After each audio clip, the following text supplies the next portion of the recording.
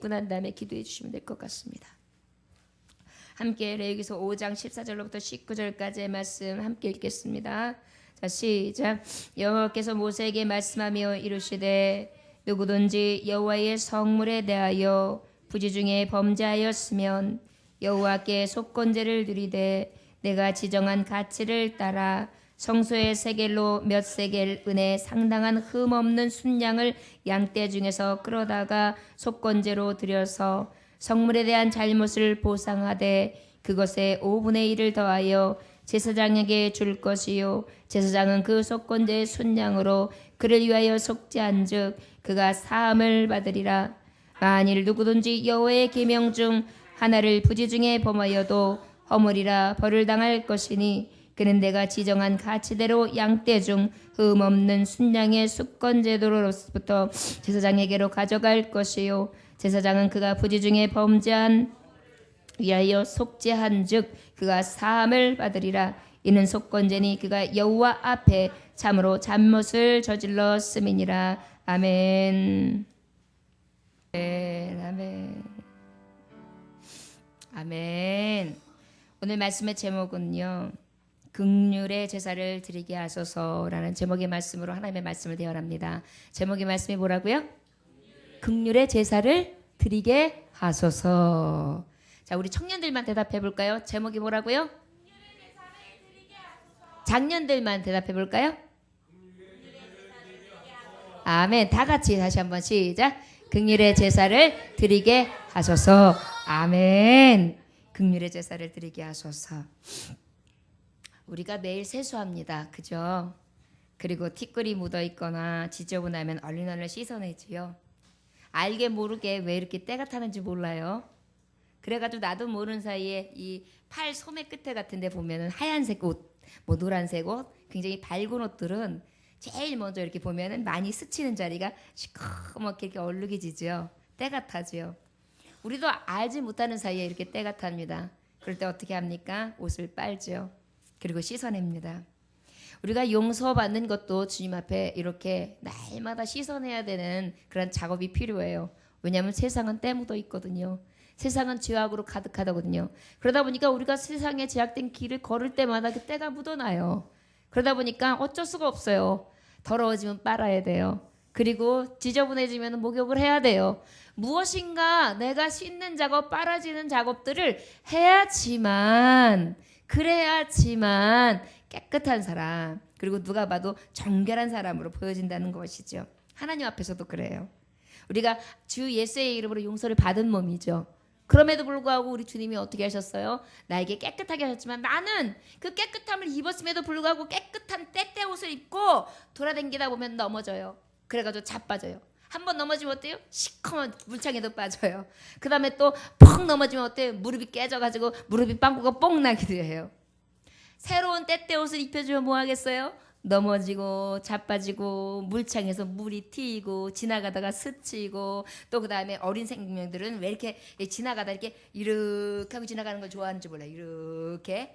그럼 이 손에 시커먼 게 묻겠죠? 그럼 그걸 가지고 또 애들이랑 놀다가 이렇게 해요.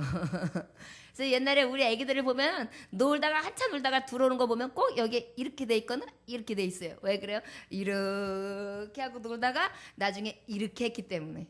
바로 무엇입니까? 우리가 항상 깨끗하기를 원하지만 우리의 모습이 깨끗하지 않고 늘 때묻고 더러워진다는 것입니다. 그럴 때마다 우리가 예수 믿는 사람들을 우리 가운데에서도 이렇게 때묻은 심령이 되어지고 때묻고 지저분해질 때에 주님 앞에 날마다 빨지요. 예수님의 이름으로.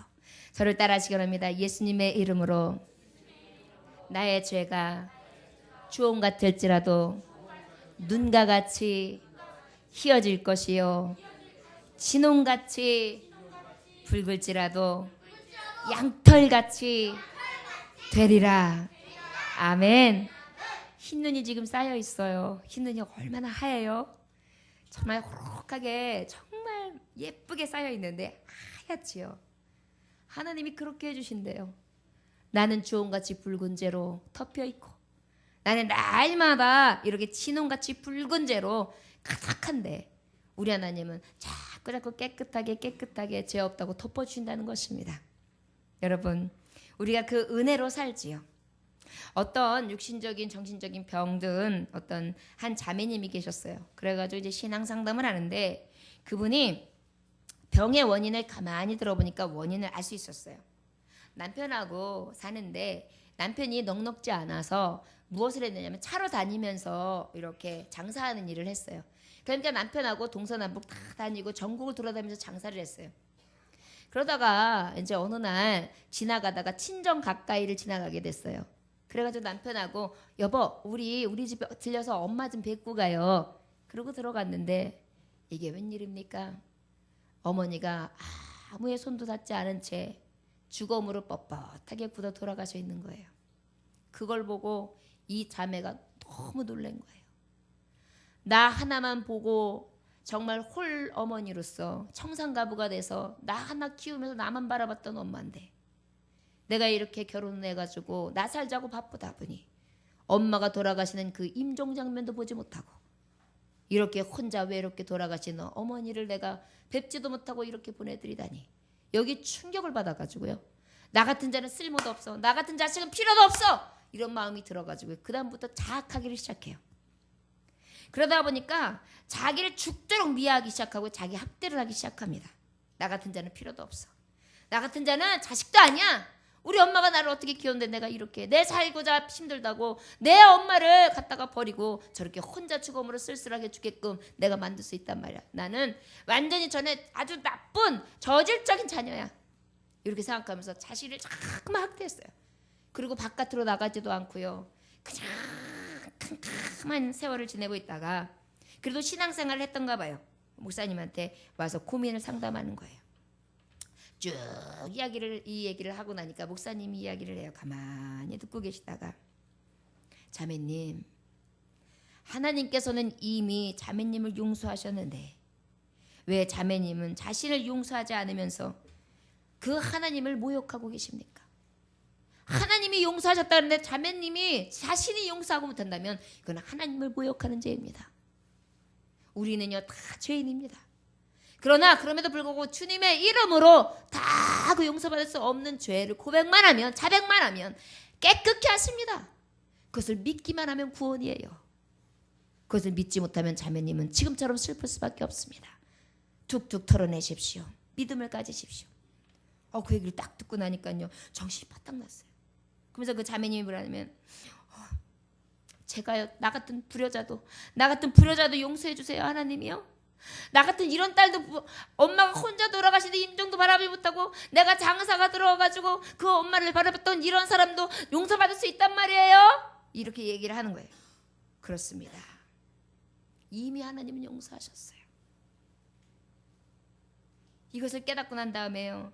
자신이 용서받았다는 것에 대해 정말 용기가 생기고 난 다음에 자기가 자책하거나 원망하거나 탄식하거나 마음속에 있는 여러 가지 흑암이 다 떠나간 거예요. 그러난 다음에 어떻게 됐냐면 넘치는 기쁨이 찾아오기를 시작해요. 회복된 거예요. 여러분 우리가 인생을 살아가면서 여러 가지 일로 인하여 나도 모르게 죄인된 모습으로 살아요. 남편에게는 안 그렇습니까? 남편한테 아무리 잘한다 그래도요 살다 보면 부족한 것뿐이에요. 아내에게는 안 그렇습니까? 내가 옛날에 결혼하기 전에는 별도 달도 다 따질 것 같다지 약속했지만 결혼해보면 어디 그래요? 삶이 녹록지가 않은데요. 다 고집불행이죠. 오히려 원수도 그런 원수가 없게끔 할 수도 있습니다.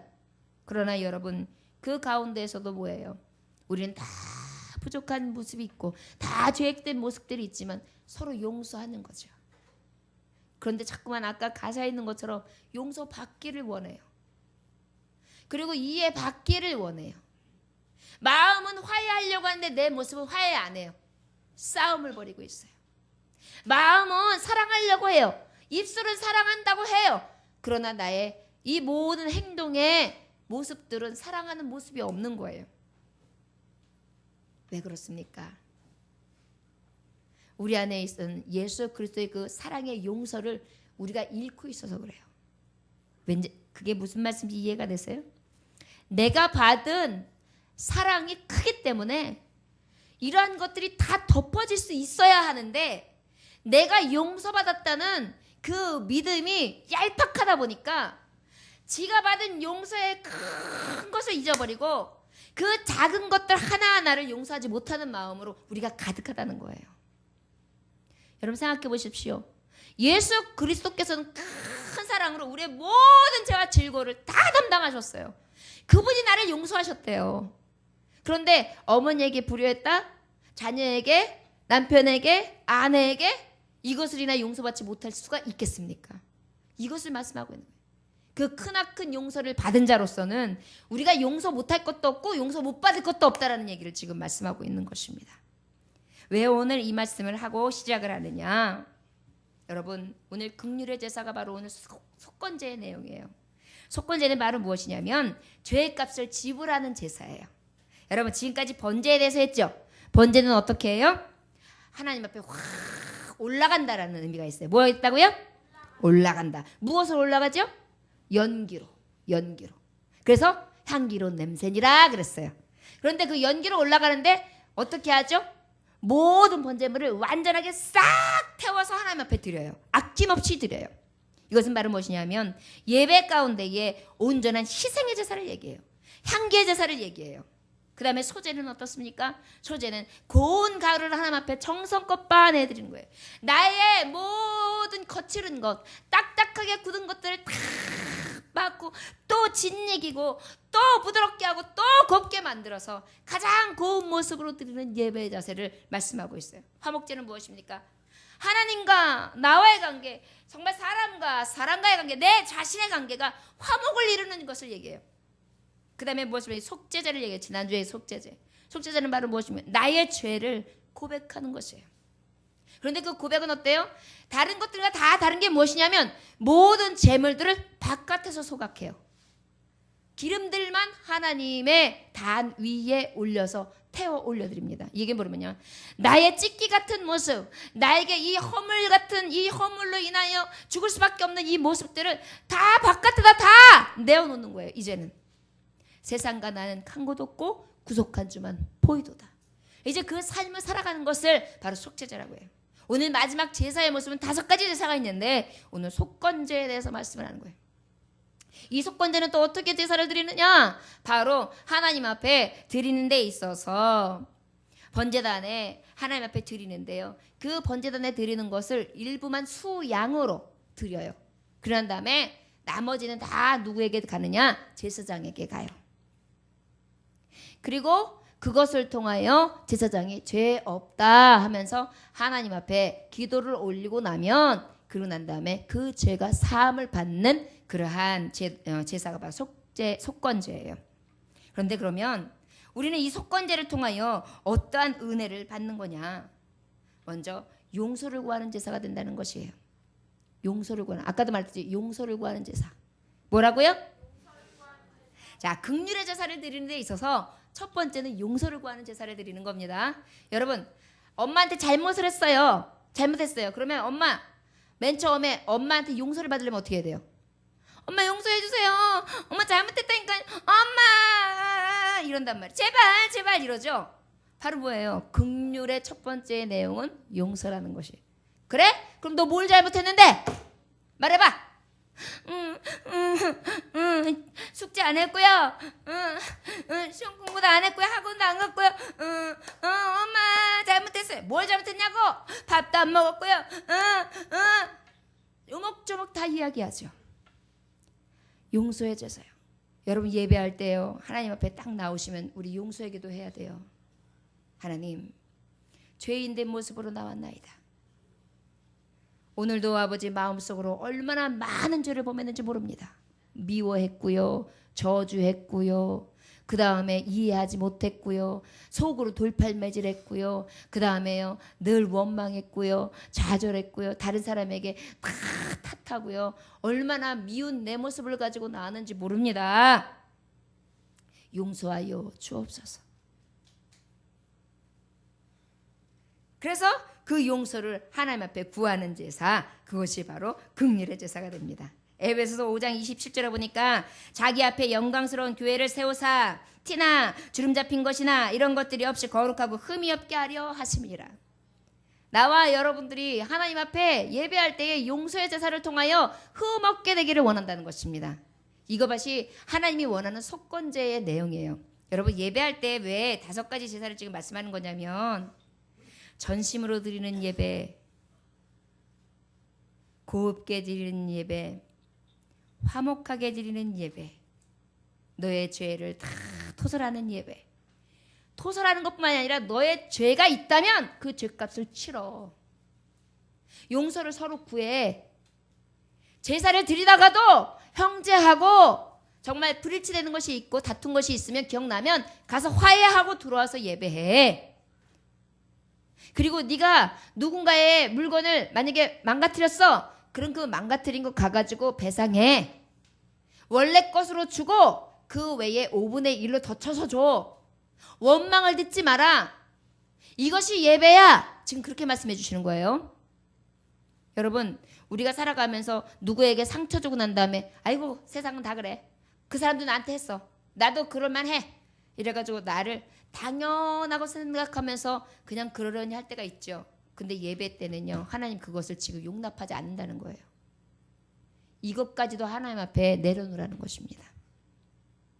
여러분들이요. 긍휼의 제사는요. 첫째, 용서를 구하는 제사입니다. 저를 따르시기 바랍니다. 우리 모두 제사를 드릴 때마다 용서를 구합시다. 아멘. 거짓말한 것들이 있거나 따라하지 마세요. 거짓말한 것이 있거나 아니면은 여러분들 양심에 걸리는 것이 있거나 보지 말 것을 보았거나 가지 말 것을 갔거나 생각지 못할 것을 생각했거나 상상하지 말 것을 상상했거나 먹지 말아야 될 걸 먹었거나 이런 모든 것들이 다 낱낱이 이것이 용서의 제사입니다. 이게 속건제의 내용이에요. 사실은요. 여러분 예배 나올 때 왜 하나님이 속건제를 가르쳐 주실 것 같아요? 여러분들이 다 티나 주름 잡히나 흠 잡을 것이 없는 예배자가 되기를 원하시는 거예요. 여러분들 예배 오기 전에 방금 뭐 했습니까? 각 가정에서 무엇 했습니까? 혹시 나오시기 전에 인상찌푸리거나 싸우진 않았습니까? 마음 다치게 하진 않았습니까? 부모님에게 싫은 소리 들을 만한 일을 하지는 않았습니까? 내가 이해받고 사랑만 받기를 원하고 나는 아무것도 주지 않는 이기적인 삶을 살다가 오지는 않았습니까? 엄마 아버지한테 대들지는 않았습니까? 자식이라고 해가지고 무조건 내가 하고 싶은 말 얼마든지 주어 뱉어도 된다고 생각하고 상처를 막 주고 나오지는 않았습니까? 여러분 우리 어떤 모습으로 지금 예배에 나왔나요? 여러분 긍휼의 제사 온전히 용서를 구하는 제사를 드릴 수 있기를 주의 이름으로 축원합니다. 15절의 말씀에 보면 구체적으로 그러면 용서는 어떻게 구했느냐?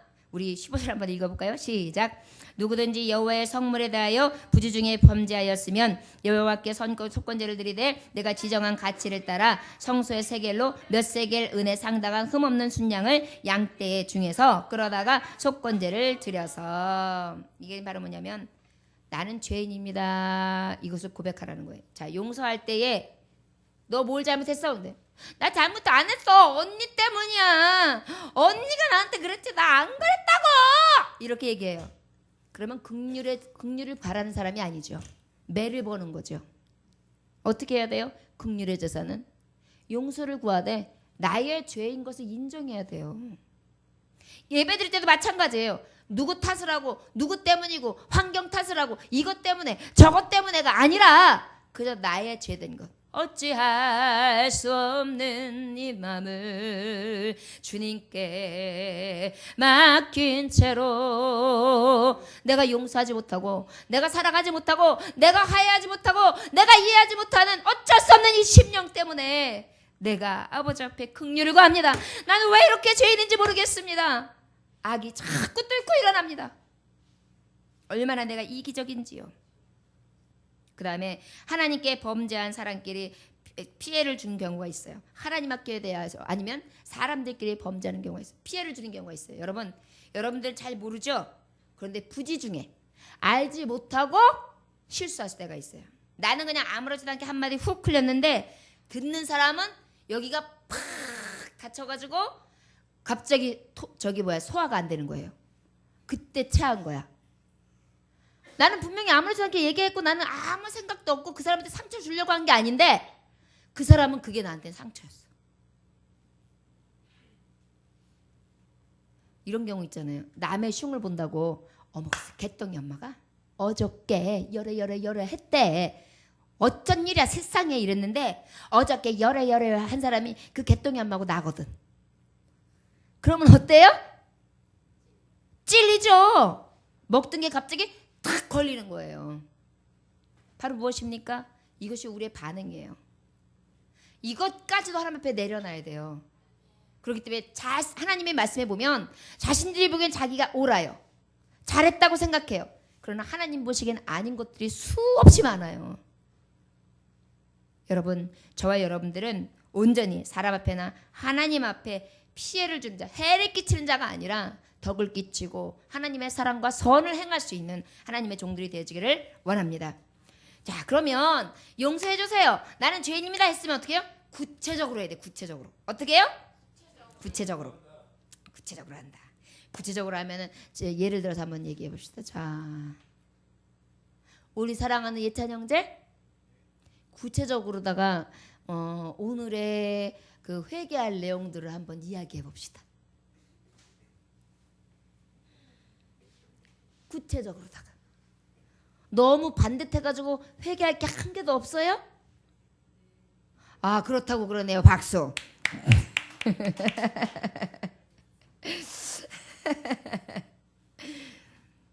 우리가요 그날 하루하루를 보면요 얼마나 쓰레기 냄새 나는지 몰라요.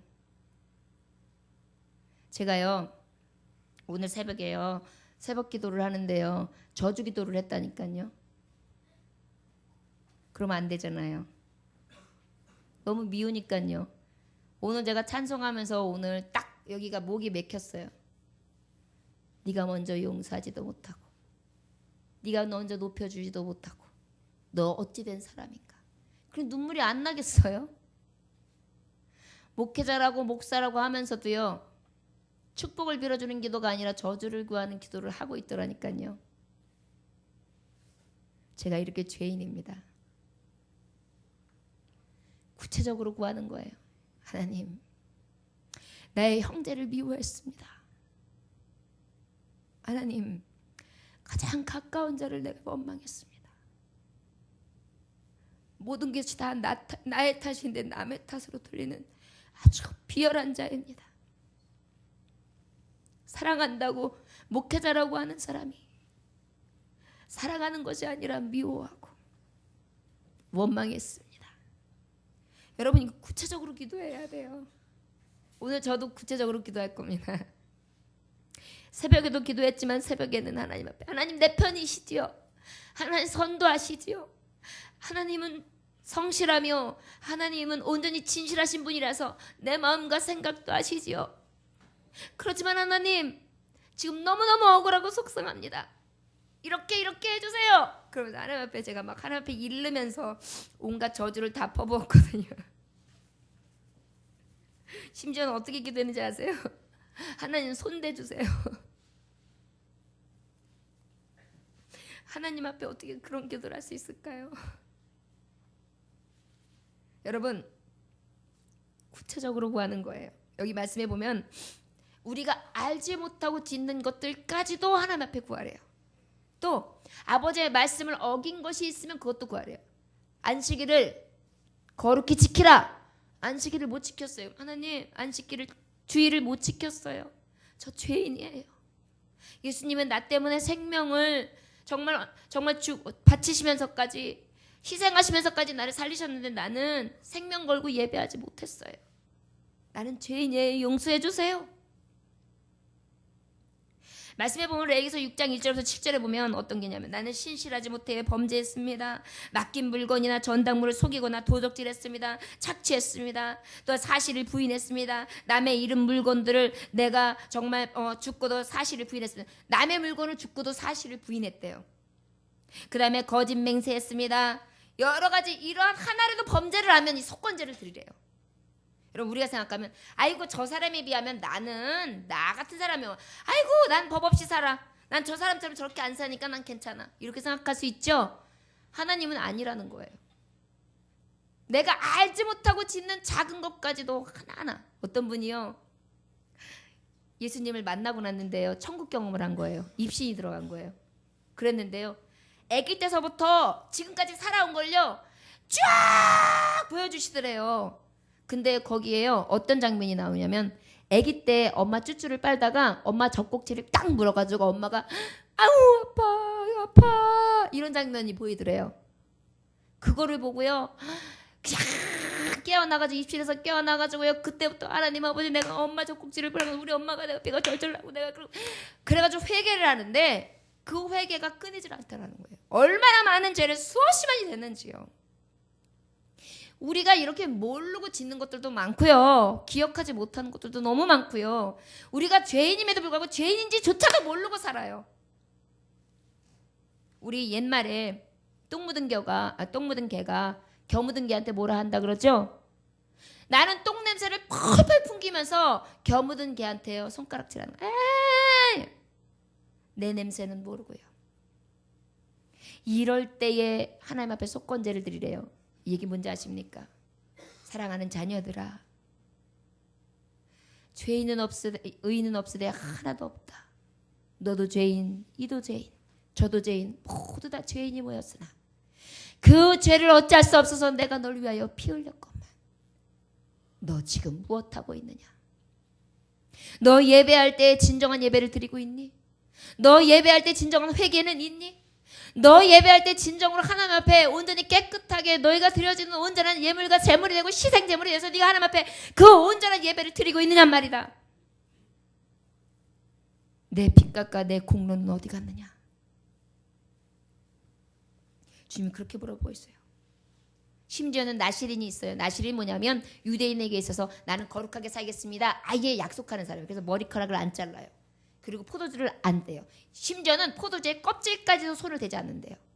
그리고 내 형제나 아버지가 돌아가도 사체에 손을 대지 않아요. 사체를 범하지 않아요. 보이지 않아요. 이것이 나시린이 해야 될 거룩함의 성별이에요. 그런데 그들도 그러한 일들이 범죄. 만약에 나는 안 만지려고 하지만 갑자기 지나가던 사람이 빽 하고 절도했는데 죽었어. 그러면 내가 원치 않아도 시체를 보게 된 거잖아요. 그러면 그때에 하나님 앞에 7일 동안 가서 기도하고 마지막 7일 때 되는 날 아버지 앞에 속건제를 드리면 하나님 깨끗하게 하신다는 거예요. 바로 뭐냐면 우리가 구별된 삶을 사는 것. 하나님 내가 구별된 예배를 드리지 못하고 구별된 생활을 하지 못하고 내가 날마다 이렇게 범죄하며 게으르고 나태하고 더럽고 추악한 모습으로 살았습니다. 용서하여 주옵소서. 요즘에요 우리에게 무감각이 제일 죄예요. 저를 따라하시기 바랍니다. 무감각이 무반응이 제일 무서운 적이다. 아멘. 저는요 때로는 제가 울보목 살기는 하지만 제가 잘 우는 거에 대해서 감사해요. 제 마음이 그래도 제 영혼이 그래도 아직까지는 메마르지 않았구나. 저는 예수님만 딱 생각해도 그냥 눈물이 뚜루룩 흐르고요. 십자가 보혈만 생각해도 뚜루룩 흐르고요. 용서, 사랑 이 얘기, 희생만 얘기 들어도 그냥 뚜루룩 흐르고요. 우리 성도들 중에 누구 했는데 그 사람의 삶이 딱 보이면 그냥 흘러요. 여러분 믿음의 사람들은요 완악해지면 안 돼요. 구체적으로 하나님 앞에 죄를 요목요목 내려놓음으로 하나님 앞에 정결하다 아버지 앞에 인정받을 수 있는 저와 여러분들 되시길 원합니다. 저를 따르시기 바랍니다. 구체적으로 죄를 구합시다. 아멘. 이게 용서받는 삶이에요. 자, 두 번째로 16절 한번 읽어볼까요? 시작. 성물에 대한 잘못을 보상하되 그것의 5분의 1에 더하여 제사장에게 줄 것이요 제사장은 그 속건제의 순양으로 그를 위하여 속죄한즉 그가 사함을 받으리라. 아멘. 여러분 최선의 값을 치르는 제물을 드리는 것을 얘기해요. 자, 두 번째 긍휼의 제사는요 하나님 앞에 용서를 구한다면 두 번째는 예수 그리스도의 공로를 의지합니다. 무엇을 의지해요? 여러분 우리가 아무리 깨끗해지려고 해도 깨끗해질 수 있을 것 같아요? 안 돼요. 속건제는 바로 무엇이냐면 예수 그리스도의 공로를 의지하는 거예요. 속건제는요 반드시 수양을 드려야 돼요. 다른 것으로 대체할 수가 없어요. 이게 뭐냐면 수양의 피가 필요하다는 거예요. 이것을 말하면 예수의 피를 말하는 거예요. 예수의 피밖에 없네. 예수의 흘림피 나에게 하오네. 귀하고 귀하다. 예수의 피밖에 없네. 예수 피밖에 없는 것입니다. 인내하신 구세주여 내 말 들으사 죄인오라 하실 때에 날 부르소서. 주여 주여 내가 비오니 죄인오라 하실 때에 날 부르소서. 주의 공로 의지하여 주께 가오니 상한 마음을 고치시고 구원하소서. 주여 주여 내가 비오니 죄인 오라 하실 때에 날 부르소서. 주의 공로 의지하라는 것입니다. 긍휼의 예배는요 내 힘으로 내 힘으로 되는 것이 아니라 오직 여호와의 신으로 되는 것을 의지하면서 주의 공로를 의지할 때만 긍휼의 예배를 드릴 수 있다는 것을 속건제를 통하여 하나님 말씀하고 계십니다. 오직 수양이요. 수양의 피로만요. 17절 한번 읽어볼까요? 17절. 자, 시작. 만일 누구든지 여호와의 계명 중 하나를 부지 중에 범하여도 허물이나 벌을 당할 것이니. 아멘. 자, 그 다음에 18절. 시작. 그는 내가 지정한 가치대로 양떼 중 흠없는 순양을 속건제물로 제사장에게로 가져갈 것이요 제사장은 그가 부지 중에 범죄한 허물을 위하여 속죄한즉 그가 사함을 받으리라. 아멘. 여러분, 예수 그리스도의 공로를 의지하는 자는요 예수의 이름으로 자복해요. 저를 따라하시면 자복하고 회개하니 믿음 주소서. 아멘. 자복은 뭐냐면요 가슴을 치는 거예요. 하나님 나는 죄인입니다. 여러분 한번 가슴 치면서 해볼까요? 자 시작. 하나님 아버지 나는 죄인입니다. 죄인 아닌가요 여러분? 죄인입니다. 긍휼의 예배는요 맞아요. 죄인됨을 하나님 앞에 고백하는, 그리고 그 죄인으로서 하나님 앞에 속건제를 통하여 속죄 제물을 드려야 합니다. 여기서 속죄 제물은요 값이 비싼 거예요. 작은 어린 새끼도 아니에요. 수양 중에요 여기서 1세겔이라는 것은 남자 저기 그 노예 있죠. 노예 하나 사는 값이 30세겔이래요. 노예 남자 하나를 사는 게. 그런데 1세겔 성물의 1세겔이라 그러는데 성물의 1세겔은 바로 뭐냐면 2배를 얘기해요. 그러니까 남자 노예의 30분의 2를 하나님 앞에 드리는 거니까 15분의 1을 드리는 거예요. 그러니까 이게 값이 만만치 않은 거예요. 사람 사는 금액의 15분의 1이니까. 이것을 하나님 앞에 구별하여 드리라는 거예요. 예수의 공로를 의지하여 내가 하나님 앞에 드릴 때에 값을 치라는 것입니다. 여러분 예배할 때요 헌금 드리는 것도요 아버지 앞에요 이게 성경적인 거예요. 나올 때요 난 죄인임에도 불구하고 하나님 앞에 부족한 죄인으로 나오는 거거든요. 하나님 앞에 주정헌금 드리고 예물 드리는 거요 이거요 마땅히 드려야 해요. 그런데 목사님이 딱 기다가 여러분 죄 많이 졌죠? 자 오늘 속건제 예배 드리는 거예요. 자 우리 저 노예 사는 거는 없지만 3천만 원이라고 칩시다. 자 3천만 원 중에 15분의 1을 오늘 담아가지고 오세요. 그러는 교회 보셨어요? 없지요. 예수의 공로로 지금 그것을 싹 없애주신 거예요. 그게 긍휼의 제사인 거예요. 예수님 피가 없었으면 우리가 지금 그 돈 없으면 속건제가 없어요. 속건제 드릴 수가 없어요. 순양을 드릴 수가 없잖아요. 형편이 안 되니까. 근데 우리는 어때요? 그저 마음만 가지고 와서 예수님 이름으로 예수의 공로 의지하여 내가 주께 구합니다. 용서하여 주옵소서. 긍휼을 베풀어 주옵소서. 예수의 공로만 의지합니다. 딱 기도하면 그래 내가 너를 지옵게 하리라. 이것을 기억하는 예배를 드리라는 게 속건제예요. 여러분 예배에 얼마나 많은 의미가 있는지 아십니까? 그 다음에 마지막으로 17절 오늘 말씀에 있는 것처럼요. 17절 한 번만 더 읽어봅시다. 자, 시작. 여호와의 계명 중 하나를 부지정에 범하여도 허물이라 벌을 당할 것이니. 이건 뭐냐면 두려움으로 예배하라는 거예요. 어떻게 예배하라고요? 두려움으로. 국률의 제사는요, 두려워야 돼. 여러분, 엄마 아빠한테 용서해줘, 용서해줘, 엄마 용서, 아빠 용서. 에이, 아빠 왜 그래? 우리 아빠잖아. 이 아빠. 이래봤어요. 진짜 잘못했는데. 이거는 용서를 구하는, 긍휼을 구하는 자식이 아니죠. 어떻게 돼? 아버지 잘못했어요. 아버지 무서워요. 이래야지 맞는 거죠. 그래야지 안 맞아요. 그러면 더 맞아요? 바로 이게 무엇이냐? 아버지 앞에 긍휼의 예배를 드리는 자는 두려움의 예배를 드려야 돼요. 여러분 예배 드릴 때도요, 두렵고 떨림으로 드려야 돼요. 저를 따르시면 두렵고 떨림으로 예배합시다. 두려워하며 예배합시다. 하나님을 경외하라는 것입니다. 속건제는요, 아버지 앞에 용서를 구하는 자리예요. 만약에 하나님 앞에 용서를 못 받으면 내게 지금 이제 저 심판으로 내려가는 지금 그 자리에 딱 기로에 서 있는 거예요. 근데 어떻게 두렵지 않겠어요? 예수의 피에 공로를 의지한다 할지라도 늘 두려운 마음으로 아버지 앞에 온전한 예배를 드리기를 원합니다. 두렵고 떨린다면 어떻게 예배 가운데 흔들림이겠어요? 흔들리지 않죠. 그 요즘에 김정은 체제잖아요. 김정은이 주석이잖아요. 젊잖아요. 근데 이렇게 하고 나오더라고요. 이러면서. 그러면 어떻게 해요? 거기 있는 사람들이 그냥 나이 드신 분서부터 뭐 계급장 많이 든 사람들 이러더라고요. 그러면 이래요.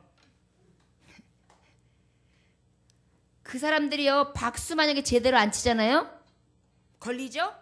바로 숙청이에요. 말하자면 그 숙부가 그래서 죽은 거예요. 목을 꺾 뻣뻣하게 솟았다고. 족하니까 아무래도 좀 편안하게 됐을 거 아니에요. 많은 정치적인 이속이 있었겠지만 결국은 죽음이 거기서부터 있었던 거예요. 하나님 앞에 예배하는 자가 하물며 아버지가에서 딱 심판의 자리에 지금 다 보고, 여러분 이 예배가요 그냥 편안한 것만 같죠? 예배는요 항상 심판의 자리예요. 속건제나 모든 제사를 보면요, 이 자리는요 예배 한번 잘못 드리면 그 자리에서도 죽어요. 두려운 자리예요. 그러나 예배 한번 잘 드리면 용서도 받고요, 축복도 받아요. 여러분 이 자리가 그런 자리예요. 이 자리에 나오는 게 그래서 복된 거예요. 이왕이면 복 받으러 와야죠. 와가지고 예배 다 드리고 난 다음에 하나님 앞에 저주받고 가요? 안 되잖아요. 저를 따르시기 바랍니다. 예배 드리면 이왕이면 상 받고 복 받읍시다. 아멘. 속건제의 예배가 오늘 그것을 말씀해 주는 거예요. 네가 아버지 앞에 온전하게 용서를 구하는 예배를, 너의 재물과 예물을 드려 계산할 것을 다 하면서 너의 온 마음을 들여 두려움고 떨리는 마음을 하나님 용서해 주세요 라고 서 있을 때 내가 너에게 깨끗하게 죄 없다 사하여 주겠다. 여러분 죄 없다 사하여 주는 것은 바로 영생의 문에 들어가게 하시는 거예요. 여러분 죄 있는 것이 우리에게 씻김이 없다. 결국은 무엇이 영벌을 얘기하거든요. 여러분 우리 예배 가운데 어떤 자가 되게 됐습니까? 하나님 앞에 인정받는 자요. 지금까지 제사의 내용 5가지를 훑어봤는데요. 여러분 이 제사의 의미를 조금씩만 여러분 한 번만 곱씹어 보세요. 목사님이 왜 자꾸만 반복하는지 아세요? 여러분들이 잊어버려서도 있지만요, 시간 때우려고 하는 게 아니에요. 여러분들이 예배할 때 하나님 제가 오늘 번제 드리러 가요. 하나님 제가 오늘 소제 드리러 가요. 하나님 제가 오늘 화목제 드리러 가요. 하나님 오늘 속죄제 드리러 갑니다. 아버지 오늘 속건제 드리러 갑니다. 이렇게 예배 드리러 오는 거예요. 그럴 때 어떻게 했어요? 하나님이요, 이제 나중에 다음 시간에 말씀이 나오는데 번제단에 불을 확 내서 훅 임하세요. 여러분 이왕 예배를 드리면 번제단에 우리의 드려진 희생제물이 훅 하고 하나님께서 성령으로 임하셔서 훑고 돌아가는 자리가 되어야 되지 않겠어요? 너의 예배를 받았다. 너의 제사를 기억한다. 내가 너를 인하여 기뻐한다. 즐거워한다. 내가 너를 인정한다. 성령의 임재와 그 놀라운 역사를 경험해야 되지 않겠습니까? 이것이 저와 여러분들에게 주는 제사의 의미예요. 여러분, 똑같이 예배를 드렸으나 가인은 하나님 앞에 축복받지 못하고 아벨은 축복을 받습니다. 그것으로 인하여 결국 가인은 어떻게 되면 영벌, 저주받은 삶을 살 수밖에 없게끔 되어지게끔 밀어내줘요. 저에게는 결과적으로 하나님의 정말 그 대를 이을 수 있는, 말하자면 뭐예요? 아브라함의 후손을 거기에서는 하나님 만들지 않으시잖아요. 제사가 그렇게 중요한 거예요. 여러분, 제사 한번 잘 드리면 여러분들의 자손들이 대를 이어서 1000대까지 복을 받아요. 제사 한번 잘못 드리면 가인의 후손처럼 그렇게 되는 거예요. 그런데 어떻게 이 축복의 자리에, 이 예배 자리에 긍휼을 구하지 않겠어요? 이제 마지막으로 하나님의 말씀을 이제 다 가름합니다. 저를 따르십니다. 긍휼의 제사를 드립시다. 긍휼의 제사를 드립시다. 첫째, 용서를 구합시다. 둘째, 오직 예수 그리스도의 공로를 의지합시다. 셋째, 두려워함으로 예배합시다. 아멘. 여러분, 이 말씀이 여러분들의 뇌리에 있어야 돼요. 그렇다면 어찌 예배를 소홀히 할 수 있으며, 어찌 예배의 본질을 떠나갈 수 있으며, 어찌 예수 그리스도의 공로를 의지하지 않을 수 있으며, 어찌 내 멋대로 내 마음대로 내 잣대에서 예배. 어떤 사람은요, 친구하고 싸웠어요? 그러면 예배 시간에 딱 와가지고 이래요. 이거 굉장히 위험한 거예요. 어떤 사람은요, 부부싸움 했어요. 안 왔어요. 왜 교회 안 오셨어요? 부부싸움 했는데 제가 갈 마음이 생겨야죠. 왼수 같아가지고요, 제가 가가지고 예배 흔들고 예배가 되겠어요? 그래서 안 갔어요. 어디 예배를 지 기분 따라서 예배를 드려요. 지 취향 따라서. 하나님 앞에는요, 그거 다 엄청나게 불충이에요. 예배는요, 예배예요. 만군의 왕, 만주의 주 앞에 김정은이, 자, 여기 있는 사람들 다 나와. 리스트. 자, 동무. 저 리스트 적어가지고 다 갖다 주소에 띄우라고 그랬어요. 예, 알겠습니다. 탁 띄웠어요. 자, 호출 불러보라고. 불렀는데, 송태기 어디 갔어? 안 났어? 알았어. 숙청. 이렇게 될 수 있다. 독재자를 보면 그렇게 알 수 있죠? 바로 그 얘기를 듣자마자 또, 뭘 그렇게 또. 우리가, 아니, 지금 제가 웃으면서 얘기하지만요, 하나님 앞에 여러분, 하나님이 지금 부르시고 계신데 어딜 지 기분이 안 좋고 지 아내가 어떻고 지 남편이 어떻고 이렇다고 예배를 안 나와요. 저를 따르시기 바랍니다. 신앙생활은 기분 따라 하면 안 됩니다. 감정 따라 하면 안 됩니다. 두렵고 떨림으로 용서를 구하고 긍휼을 구하며 예수의 공로를 의지하여 믿음으로 나아가는 것입니다. 믿음의 제사를 드립시다. 긍휼의 제사를 드립시다. 기도하겠습니다. 하나님 아버지, 감사합니다. 주님, 많은 예배의 모습이 있지요. 그런데 나는 어떠한 예배자입니까? 때로는 내 기분 따라, 내 생각 따라, 제 멋대로, 제 기분 따라, 제 감정 따라 그 두려우신 아버지 앞에 용서를 구하지도 않고 빳빳이 고개를 들며 회개치도 아니하고 예수의 공로가 얼마나 큰 사랑인지조차 깨닫지 아니하며 딱딱하게 굳은 심령으로 나와 그저 구경꾼처럼 드나들고 그저 아무 생각 없는 찬처럼 무엇을 들었는지 하나님께서 내게 어떤 소리를 하셨는지 전혀 기억조차 없는 채로 일어나서 세상 속에 나가지는 않는지요. 주님, 어찌 용서를 받아야 하는 자가 하나님 앞에 용서를 구하지도 아니하고 용서 없이 살 수 없는 죄인이 예수의 이름 오직 구원의 열쇠의 그 이름의 공로를 의지하지도 않으며 그 아버지 앞에 나와 두려움으로 떨지도 않습니까? 주님, 우리의 할 수 없는 이 죄인된 모습을 깨닫게 하사 돌이키게 하시고 이 죄의 내용을 통하여 우리에게 주시는 교훈대로 온전히 하나님의 긍휼을 구하는 아버지 앞에 예배자들 될 수 있도록 축복하여 주옵소서. 감사 존귀와 영광을 받으시기 합당하신 주 예수 그리스도 이름으로 기도 올려나이다. 아멘.